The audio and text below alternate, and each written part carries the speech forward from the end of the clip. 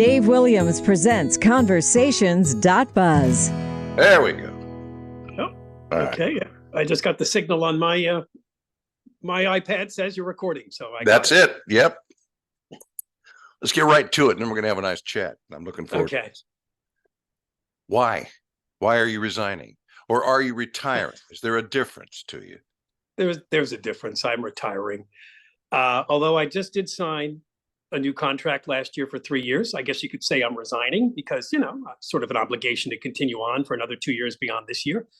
But I've been thinking about this for, John says since 2012. I don't know that I buy that because I keep pretty strict tabs on my assets and my future. And I think in 2012, I wasn't ready to retire. But I thought 5 to 10 years from now, I think would be the time. And, I put it this way, Dave, it's pretty simple. Some people want to keep working until they die, and some people don't. And you don't know how long you're going to live. And I have a lot of other things I'd like to do. I love doing the show with John. I've enjoyed it all these years. 36 years together. That's a long time. But there's other things I'd like to do, including traveling, volunteering, just getting involved in other things, and just enjoying my full day. Well, I just retired myself a couple of weeks ago. And good for you. I'll tell you, there's nothing. Then what is this you're doing? Pardon me? Then what is this you're doing right now? Well, this is something I don't have to do. I enjoy doing that, right? Right. So, but I'm curious. Had it gotten to a point? 36 years. That's unheard of in this business for any particular one show. For the most part, at the one station and with one partner all that time. Good heavens.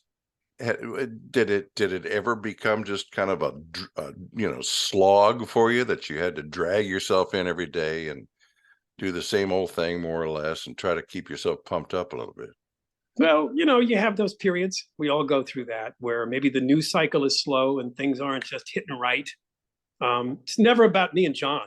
Chemistry is always pretty good. I enjoy talking to him off the air as well as on the air. We've known each other even longer than we've been radio partners, 3 years longer than that, or 2 or 3 years longer than that. So that's never the issue. But yeah, there were a few times where I just thought, I got to be honest, here in California, the politics have changed. A lot of the listeners that we had have moved all over the country. They've left the state. They've given up on the state. There's a lot of them still listening to the podcast and streaming. But, it hurts because the things that you were able to accomplish as a team before, harder to do now with the state of California politics. Yeah, and the overall lifestyle that begins, and I'm wondering how much of that has been affected by social media these days, and how much your show and how much what you guys do has been affected by the sudden idea some years ago. Everybody said, "Hey, I'm not anonymous anymore. I can do my own show every single bloody second of the day." Yes. On Twitter or what have you. And I don't have to think. I don't have to know what I'm talking about. I'm just going to argue. And yes. That's the way it often seems to me. And it's like, seriously, you're dealing with a bunch of, and not everybody, of course, but it has changed society. It just seems to me that everybody is angry all the time. Is that me? Did I change, or did the world change? That's kind of the basis of our show. We're a good vent for people's anger. That's what's happened over the years. John particularly gets very passionate and emotional, and people related to that. They're listening, driving in the car, and they're hearing one of John's rants about what's going on in the world, and they're saying, "Right on, that sounds just like me. He's talking for me." And then I'll chime in there. Sometimes I counter John. Sometimes I add to the passion. And, you say there is a lot of anger out there. We've capitalized on a lot of that anger. I've got to be honest, but we've channeled it to causes where, certain laws change, politicians are removed, things like that happen. And I feel that's harder to do. That's another reason probably why I lean towards retiring in California, because I like living here, but it's harder to do the things that we did for many years effectively anymore. Well, you guys pretty much, you formed your own mold in that respect. Because until you came along, talk radio was pretty gentle for the most part. Rush Limbaugh started about the same time you did in terms of nationally. Yes. But so he took advantage of the anger and the passion about national politics, and you guys certainly have done that too. But I'm just wondering, at what point did you go, hey, this is it. We just got to keep stirring up shit every day and Yeah. getting people all fired up. Yeah. It's obviously worked. Well, honestly, the more California goes left, our politics is sort of right, center, sometimes libertarian. It's a mix of things. Everybody likes to label our show, Yeah. but California's definitely gone far left progressive. So there's a lot of easy targets for us, and there continue to be a lot of easy targets for us. It's just harder to get the base of listeners we have and what's left of them to really join in and try for effective change. That's been a more difficult thing the last couple of years as California has gone in a major, major far left direction. And I guess the joke is, well, maybe people will realize if they have one party rule, how bad it is, there'll be a big revolt. I'm still waiting for that. It doesn't seem to be happening, does it? No, not at all. I wonder how much of that is voter disaffection. People are just going, you know what, I've had enough. I got to tell you, honestly, that's been a big part of my retirement. Just like, all right, I am not going to sit here for another year of Trump stories and Trump arguments and another presidential battle between the same people. I'm just had enough. It's funny you said that to me because a few people said that. Don't you want to be around for next year's presidential race? I said, not those same two guys again. No. They're both loony. One's almost 80. One is 80. One of them doesn't know where he is every day. And the other one is still trying to win an election that he lost. And he's ranting about conspiracies. I said, first of all, our show is very local and California driven. So we covered the presidential race. We do every 4 years. But I'm not that hyped up about next year's matchup. Not at all. Yeah. You guys have stirred up a lot of shit over the years. And as you just pointed out, a lot of it was local, a lot of it. But Yeah. It wasn't enough for you to sit in the studio and rant. You took it out on the streets, man. You took it to where the action was. Yeah. And that was actually a throwback to radio of an older era when there was more of that going on. How did that come about? When did it start? When did it start? It's a pretty good question because we started in radio in New Jersey together, but we were DJs. We played music. So the first couple of years, we didn't really leave the studio, but we slowly got involved in politics. I mean, when you think about it, we started together in Ocean City, New Jersey. Atlantic City was the radio market. Atlantic City, wow, corruption there goes back many decades. It wasn't long before we ran upon corrupt politicians in Atlantic City, but we didn't really leave the studio. I would say when we got to New Jersey 101.5, which is Trenton, New Jersey, that was a big station in the middle of the state, had a lot of listeners. We got very heavily involved in politics. We started to get outside the studio a little bit, but it was mostly about appearing at rallies. When we came to California, that all changed. And it began with some of the things around 3 strikes and, of course, O.J. Simpson murders and all that stuff. We decided, let's get outside the studio. Let's cover some of these stories on the streets. Maybe there's a sex offender who moved into a neighborhood. So we positioned ourselves down the street from there. There's Scott Peterson, who murdered his wife and unborn child. We went up there to Modesto and stood outside of his home. We chased down Gary Condit. It just kind of fed on itself. When we came back to KFI in 2001, I think we really knew we wanted to make an impact. In fact, the first show we did when we came back to KFI in 2001 was a show on the road where we appeared in downtown LA. So we realized this, and you build a certain energy off of that. When people show up and you're just outside the studio, you're in the real world. You're not just 2 guys talking in a room. That really energized us and got us very going. So we planned a lot more of those over the last 20 years. We've done a lot. And well, it looks a lot more human than just a couple of voices coming out of the box, right? Exactly. There you are out there with your signs and your bullhorns and stirring people up and dealing with the blows as they come. Speaking of that, did you ever get yourselves in serious trouble that you consider to be a serious problem? Yeah, it's funny. It's funny you mentioned that. There have been a couple of times where I wondered what was going to happen. And the example I can give you, because it always sticks in my head, was when Congressman Gary Condit, of course, was on the run. There were suspicions he had something to do with the disappearance of an intern named Chandra Levy. This is back in the year 2001, big national story. So we went up to his offices up in Stockton, California. And we stood outside. We talked about the story. We asked for someone to come speak to us. They wouldn't. So then we opened the door and we went inside. And we started to confront some of his secretaries at their desks. John and I were peppering them with questions. And then I saw one of them pick up the phone and call the police. So, and we did this all live on the air. We ran. And in fact, we ran back to the hotel room where we had the setup there. And we closed the door and I kept thinking, all right, well, the cop's going to come and arrest us for what, trespassing or something. This is pretty dramatic. But that's probably the only time that I felt that something crazy. When we were outside of Scott Peterson's home, they did call the police, but the police just said to us, you're allowed to stand on the street, free speech, just, Right. just keep your distance and don't get too crazy. So we did that too. But I can't think of too many times. There was one time when we did a remote at a food stamp line up in the valley, in the San Fernando Valley. John started to read the want ads to people on the food stamp line. Why don't you get off the government dole and get yourself a job? Hey, and I remember some of those people were, they were about to get in our face. It's like another time, I can go on forever here. We did a remote from a homeless encampment in Santa Ana. And it wasn't homeless people. They were pretty chill. But activists showed up. You might call them pro-homeless activists. And they just started pushing and shoving and getting in our face and yelling. And I thought, there could be a fight. Who knows if they have a weapon? We had a security guard. He's really good. He was on top of it. But, I have to say a couple of those times I felt a little nervous about that. Has management always supported you? Almost like 95% of the time. It's just a couple of small times when they might have said, maybe you shouldn't do that. It's a little over the line. But yeah, in fact, when we did the show, when we returned to KFI in 2001, and we went downtown, and it was something to do with immigrants. We got a lot of negative coverage from the local media, the LA Times and that sort. But our then general manager of the radio station, Greg Ashlock, went out and spoke to the media the next day, and he read a statement, and he was supportive of our right to be there and our right to cover the story. So I would say most of the time, management's been very supportive.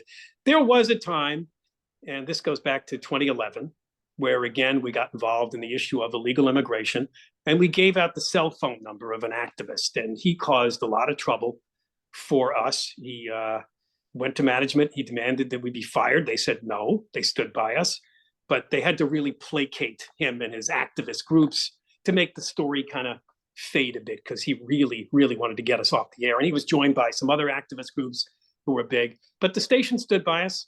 They just said, keep it cool, keep it low, move on to other topics. And we did. And we wrote it out. Well, you got the U.S. Constitution behind you.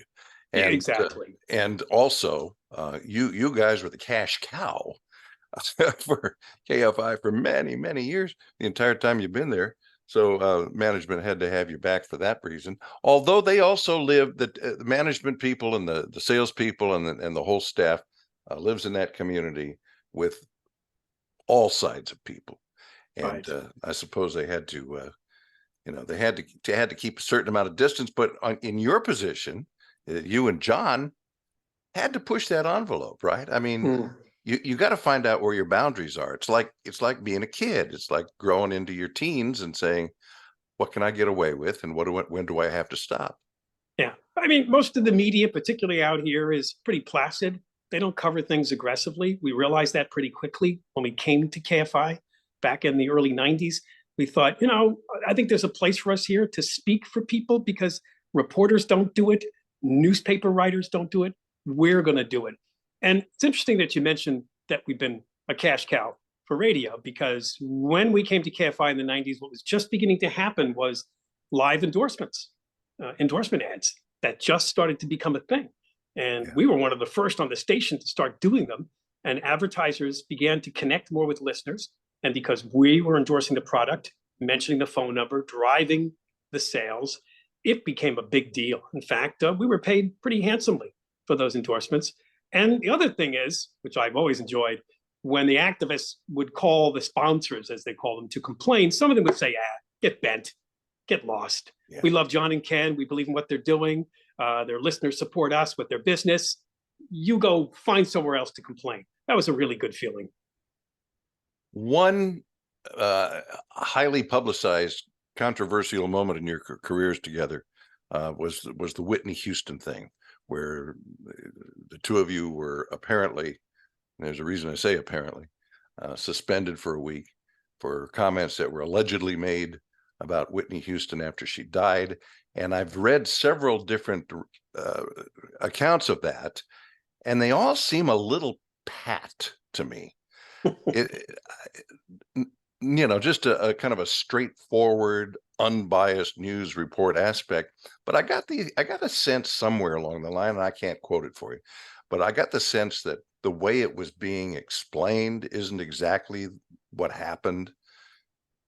Maybe you can Well, clear that up. well, I mean, I can tell you exactly what happened and what caused the uproar. Do you remember Don Imus Sure, absolutely. and his infamous comment about nappy-headed hose? Right. Yes, yes. I don't think this was that long after that. Uh-huh. And it was the use of the same word by John in reference to Whitney Houston after she died in that bathtub in that hotel room. But wasn't he making reference to something that Clive Davis said? Uh, you know what? You're going to talk to him tomorrow. You should ask him because okay. This is 2012. My memory's a little bit. All I know is, we have a dump button. I sat there and listened to it. I think you might hear me chuckle. I didn't think anything of it at the time. Yeah. But this was in the early days of stuff being recorded and disseminated. And there weren't podcasts yet, but there was a way for people to listen to parts of the show. So one activist got hold of it, posted it everywhere. It became a big deal. And yeah, that was a problem for us. In fact, that was the one time where I couldn't believe it, because one night I came home and about an hour or two later, Channel 4 was at my door. And I'm like, what? And I knew it was about that. But obviously, so I just turned off the lights. It's like it's Halloween. And I want people to know I'm home. And I kind of hid around the back of the house. This reporter actually walked around the side of the house, and I tried to peek out, and he spotted me. Ken, just one quick question. First of all, I didn't say what was said. I'm not using that as a dodge. We're a team together. John did say it. I didn't correct him or interject. And most importantly, I didn't hit the dump button. But, all of that is history. Yeah, we were suspended for a couple of weeks. And again, it's about activist groups. Most of the time, they want to get involved because it gives themselves a name for their cause. Maybe it helps them raise some money. So they try to really stir the pot. And in this case, yeah, they tried to get us fired, but they weren't successful. And again, that's another example of management sticking behind us. They did a lot behind the scenes to meet with people and to placate the whole story. And it worked out we went on to even more success. Yeah. Well, as it turned out, it seems to me that it was a convenient way of letting the thing cool down. Right. Have you guys gone for a week or two and have everybody still talking about it? And then by the time you come back, it's like everything's good between us and the management, and we're going to move on here. So good for you. I mean, it was an unfortunate situation, but it didn't turn out so bad. At what point did you start to get the heavy criticism from the local media and the kind of pushback that you're talking about, where some guys actually at your door? I suppose that was just a short, a slow news day, but wow. Well, yeah. I mean, particularly, there's two phases to that. I mean, when we first came to KFI Los Angeles from New Jersey in 1992, oh yeah, all the radio columnists, and there were more of them then, were very negative. Who are these guys? Why are they here? But it turns out the reason for that, as I discovered looking at this years later, is that the guy we replaced apparently had connected with these radio writers. They were pals. So he got dumped. We replaced him, and they decided that they were going to take his side, even though they didn't know our show and probably didn't listen to it, and just decide that we don't belong here. So they wrote those kinds of columns until like a year later, we started to score big ratings. Then that kind of died down. Then it more shifted to writers for the Los Angeles Times, who just felt like, and I think I can quote one of them, John and Ken don't do nuanced debating. And they're like a couple of kids with crayons, the way they talk about the details. I can tell you, this is the exact words of an LA Times columnist. Yeah. And I'm thinking, wow, talk about lack of nuance. You write one short column on an issue. We spend weeks and weeks on an important subject, explaining every aspect of it, and we're not detailed. Yeah. We use crayons. That really infuriated me. But obviously, politically speaking, ideologically speaking, we're diametrically opposed from just about everybody that's ever worked at the LA Times. So you have to expect that kind of criticism. Does it bother me? No, because we still have lots of ratings and lots of listeners. Yeah. Well, I worked in LA for 12 years. And I listened to you guys for that entire period. And the one thing that always impressed me, whether I agreed with a point or not, maybe sometimes the professional in me thought, you're pushing a little bit too hard here. You're Mhm. stretching that envelope a little more than you really need to. And of course, what do I know? I haven't got your ratings, but but I did early on come to the conclusion that you're not only very effective at getting an audience attention and holding it, but that Right. you really put in a lot of work, a lot of research in everything you did. And it's easy for people to boil it all down to one little turn of phrase or an accusation that isn't at all accurate. But you guys are smart. I mean, you are intelligent people. And to me, that was the glue that held it together, because you could have gone on there and had just had John ranting and you doing movie reviews, and after a couple of months, nobody would have paid much attention. So I Yeah. congratulate you for that. Yeah, and you're right. Certain phrases from our show, which are boiled down to the anger, you may remember "heads on a stick." Yeah. "Heads on a stick" became a popular rant, or "carry 'em out nude" was another one, dealing with the politicians in Sacramento and raising taxes. People may hear that and say, "Oh, heads on a stick. That's nice. You want to return to barbarian times and carry out politicians' heads on spikes. Very cute." But it cuts through, and it's something that people can use to sort of channel their anger, particularly when it came to, that was like part of the big tax revolt. But you're right. We spent a lot of time, both of us, reading. John reads a heck of a lot of nonfiction, a lot of history. I like to read the inside details and the stories involved in the stuff that we do.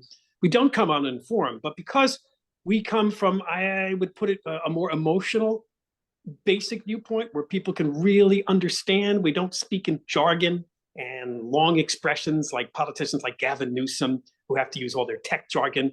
We just cut through with the plain, simple truth. We just call ourselves logical. We're like the logical party. Sometimes it doesn't seem like a compassionate thing to do, but it's the right thing to do on an issue. Say, I'm referring to the homeless. These are the kinds of tough decisions that politicians really need to make. And instead, they don't. They don't. They make up stuff. They do a dance. They use cliches. They just want to get rid of the reporter. We don't work like that. We've always been very plain spoken, and sometimes it just comes down to a couple of harsh lines like "heads on the stick." Well, the other thing that struck me very, very early on in listening to you guys is doing, there was absolutely no phoniness here at all. And by phoniness, I'm not talking about um, putting on airs so much as the way you speak and the way you talk to each other and to your audience. It just, I mean, uh, look, yeah, I've been in radio for 54 years, and I know how hard it is to sit behind a microphone and not be phony at times, Right. to use phrases that are cliches and to say things the way people expect you to say. I mean, you're not even thinking about this. This is just how we talk. But you guys don't talk that way, and you never did. And it always came across as a Yeah. Yeah. clear You don't want to communication. get into announcer speak. And Right. it's funny you said that, because sometimes when I'm on the air alone, John's on vacation, it does kind of swirl around in my head. It's tougher to be conversational when Yeah. you're by yourself. Sure. So sometimes I'll draw in one of the newscasters to get involved in the conversation, because that puts me in the mode that you're talking about, where it Yeah. sounds very natural, very easy, and the conversation is easy to follow. And we talk very fast, but we talk like anybody else at the kitchen table, at the bar, in the backyard. That's something that I think our listeners have always related to, that they didn't always hear in talk radio. And I Right. think you're right when what you said before. We came along at a great time, because we were both DJs, but we paired ourselves up, and we weren't really necessarily thinking about talk radio because we were still playing music, even at the first station and the second station. But we were watching what was happening in talk radio with shows like Rush Limbaugh, and we were seeing things were changing. The AM dial was being turned over to just pure talk, and then the politics added to it. We came to LA, and then the stories, particularly the local stories. Everything just gelled perfectly at the same time there in the 90s into the 2000s. And I got to be grateful for that. It just worked out really well. Look, I'm going to let you go here in just a minute, but there's one thing I Okay. do need to touch on, because I'm going to talk to you for just a moment about a very close friend of both of ours. David G. Hall brought you guys out from the East Coast, right? And that was the beginning of KFI, more stimulating talk radio, or I whatever it was called at the time. And I worked with David 40 years ago in Sacramento, and we've been close friends ever since. The guy's an absolute genius. I'm just wondering how much of his brain and his ability to work with people was an influence on John and Ken as we know it. I am really glad you brought him up because I thought about this morning and I said, oh, I got to bring him up, but you just did. I would have almost forgot about him. I have to say I owe a lot to David G. Hall because of two things or more. But first of all, you are right. He came to New Jersey, sat in a hotel room and listened to our show and decided that we would work in LA. And he brought us to LA. It was done very covertly and kind of funny because he had not dumped the guy that was on the air. That's another story. But sure, he believed in us.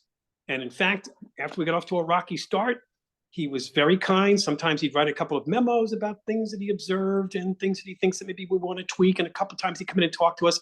But he just knew instinctively, this is going to work. Give it time. Yeah. And when the stories came along that really helped us kick in and our ratings kicked in, that's all credit to him. He didn't blow it up. He didn't get emotional with us. And I got to thank him again. He brought us out of New Jersey to LA in 1992 and then again in 2001. Now, we left KFI in 1999 to go to another station to try some. We were syndicated, and the bosses, not David G. Hall, but his bosses didn't like the syndication idea. So we were always at odds. So we left in 1999 for another station, and they fired us. It's the only time in my radio career I've been fired. And in 2001, David G. Hall brought us back to KFI. He knew we were the perfect fit. He stood behind us. I don't know that everybody else in the building did, but he did. And I got to thank him for that. And he has a very unique style. And you say you work with him. I call him sort of like a poker face. You can't really tell what's going on there most of the time. But when he speaks, which isn't often, it's going to be a very salient point. So you want to listen, you want to absorb it because it's going to be important. Well, he's on your side. You know that every minute. Yeah. All right. So what are you going to do? What are your plans now? It always seems a little weird to me. It's like you've got this long-term contract. You've been working there at the radio station, the same station, essentially for 36 years. And and then you give 2 weeks notice or whatever it was. So you got to go back in every day and talk about this some more. Yeah, I still got about 3 weeks left. I don't have any definite plans. The holidays are here. Thinking about all sorts of things for next year, which include travel. There's a lot of people I want to see because I'm from the East Coast that I haven't seen in years. That'll be part of my travel plans. I'm looking into volunteering somewhere. I don't know. Maybe I'll do a podcast. But there's so many of them, Dave. I know. But you got your foot in the door. You got your whole leg in there. All right, man. Thank you so much, Ken. I really enjoyed talking with you. I appreciate your time this morning, especially since, as far as I can tell, you haven't really talked to anybody else since the announcement was made. So, no, this is the most time I've spent with him. I did a short newspaper interview. That's it. All right. Bye. Thank you. Have a good day.